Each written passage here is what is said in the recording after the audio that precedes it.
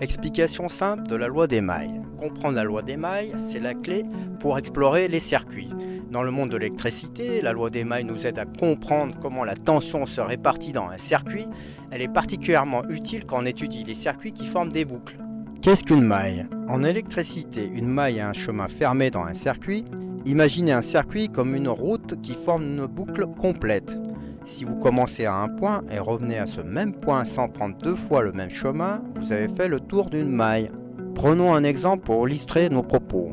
À l'écran, vous voyez une alimentation ou une pile à gauche et vous avez deux résistances à droite. On voit que tous ces composants sont reliés par des fils et forment un circuit fermé.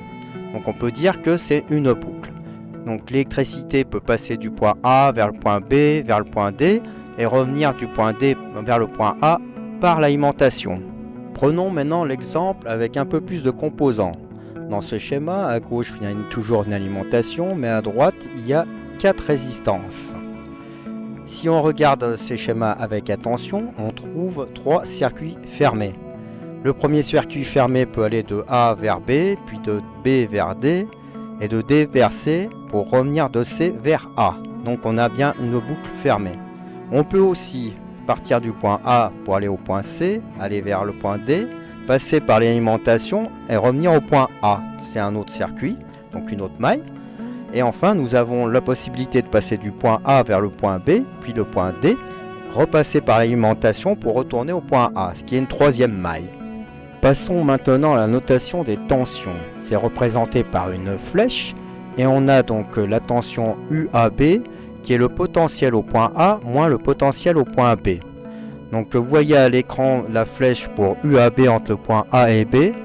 UAB c'est donc la tension en A moins la tension en B. Pour UBD c'est la tension en B moins la tension en D. Le sens de la flèche est importante. Quand on dit UBD, ça veut dire que la première lettre c'est le potentiel de B moins le potentiel de D pour UBD. La loi des mailles. La loi des mailles nous dit que si on fait le tour d'une boucle complète dans un circuit, la somme des tensions ou hauteur de courant est égale à 0. Autrement dit, les tensions qui augmentent sont compensées par les tensions qui baissent. C'est un peu comme si on faisait une randonnée en montagne en revenant au point de départ. Les montées et les descentes s'annulent. Prenons un exemple sur un schéma avec deux résistances et une alimentation. Vous voyez actuellement à l'écran que les flèches ont déjà été mises en place pour les points ABD, donc dans les tensions UAD, UAB et UBD. On choisit un sens, on tourne dans un sens et toutes les flèches qui sont dans le même sens sont positives et celles qui ne sont pas dans le même sens sont négatives. Alors, si on tourne dans le sens des aiguilles d'une montre, UAD moins UAB moins UBD est égal à 0. Prenons maintenant un exemple avec les 4 résistances et une alimentation. On va choisir la boucle qui tourne de A, B, D, C, A.